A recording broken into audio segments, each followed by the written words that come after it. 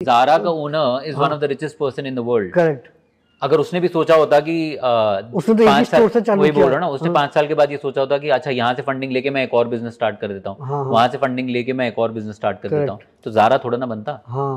वो लगा हुआ है 20-25 साल से एक ही काम में लगा हुआ है, या ज्यादा साल भी हो चुके होंगे, but I am saying is एक ही बिजनेस पे फोकस करके और एक ही प्रोडक्ट पे फोकस करके ग्रो तो करो, इंक्रीज द होराइजन। 5 साल से 10 साल से ऊपर तो निकले कम से कम। एक ब्रांड नहीं है इंडिया में जिसकी कोई हिस्ट्री है 50 साल से ऊपर की। सारे के सारे अपने आप को डियोर, लुई विटॉन और इन सब से कंपेयर करते हैं। 5 साल हुए नहीं है आपको इंडस्ट्री में और आप अपने कंपैरिजन स्टार्ट करते हो।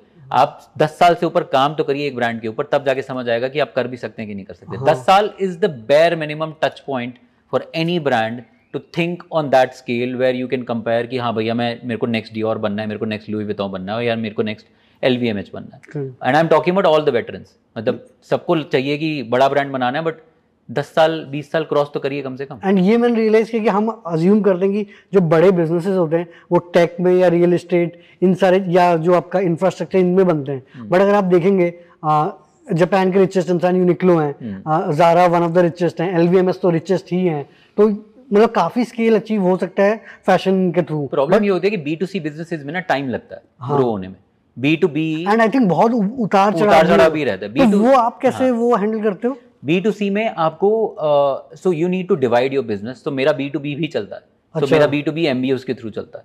सो आई हैव 30 डिफरेंट लोकेशंस, जो सारा B2B प्रोवाइड हो रहा है। तो आगे मतलब आप व्हाइट लेबलिंग कर रहे हो? No. So what I am doing is मैं अपने ब्रांड का product I am sending it to one MBO जो कि मेरे ब्रांड का नाम लगा के आगे बेच रहे हैं। I am selling it to the MBO, I am not selling it to the audience. Okay. यहाँ पे मैं ऑडियंस को, अपने क्लाइंट को बेच, वहां मार्जिन थोड़ा कम होगा, वहां मार्जिन कम होता है, बट वो B2B है। सो once you reach a certain level you need to divide your distribution into 2 parts। वो कि B2C भी जा रहे हो और B2B भी जा रहे हो। yes। एक चीज आपने ये बोली कि अभी आप स्ट्रीट वेयर और इन सारी चीजों में, परफ्यूम्स इन सब में घुस रहे हो, तो इसमें आप कोई मार्केट स्टडी करके घुसते हो कि आप स्ट्रीट वेयर राइज पे तब करना है, या हाउ डू यू डिसाइड कि यार ये इसलिए बोल रहा हूँ कि जो यंगस्टर है उसको फैशन में ही घुसना है, वो सोच रहा है कि यार वेडिंग सबसे बड़ा मार्केट है बट स्ट्रीट वेयर बहुत ग्रोइंग मार्केट है, परफ्यूम में कुछ ब्रांड्स को एग्जिट मिल गया है, तो किस वे में वो डिसीजन होता है? See my decision comes from different things. मैं अगेन लगेगा यही कि because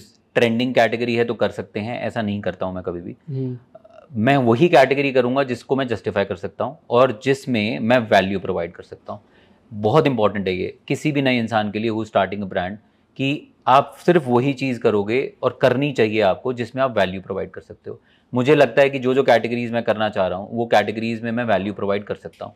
I want to start a perfume brand, I want to start a street wear brand, I am starting a women's wear range very soon, I am starting an art gallery very soon. Okay. Yes, because मुझे art बहुत ज़्यादा पसंद है।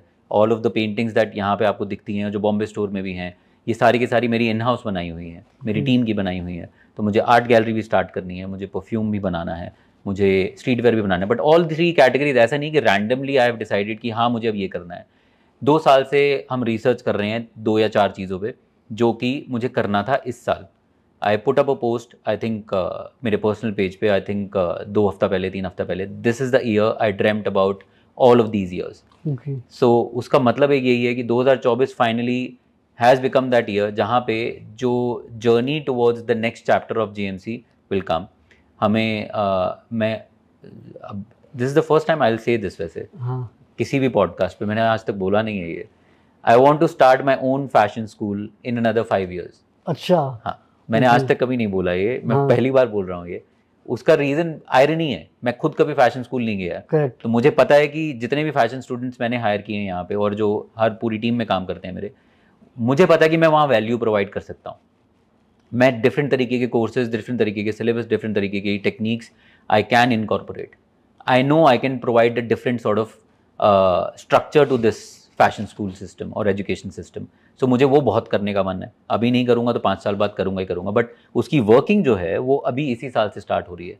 Art gallery की working पिछले 2 साल से चल रही है जो कि इस साल जाके एग्जीक्यूट होगी।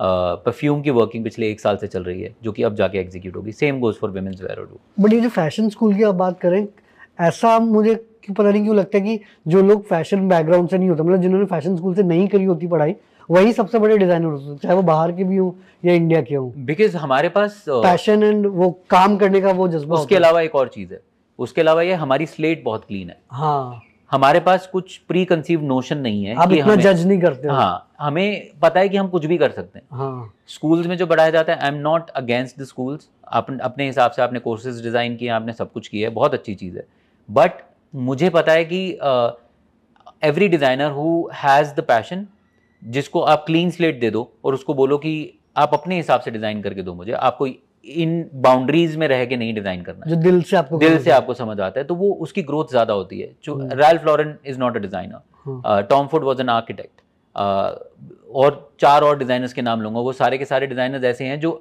बहुत फेमस हैं but they are not technically studied designers. मतलब वो सिर्फ इसी वजह से हो जाता है कि उनके पास फ्री हैंड और वो प्री कंसीव नोशन नहीं है दिमाग में कि हाँ हमें इस तरीके से काम करना है या उस तरीके से काम करना है। They just want to design, that's why I think they are more successful.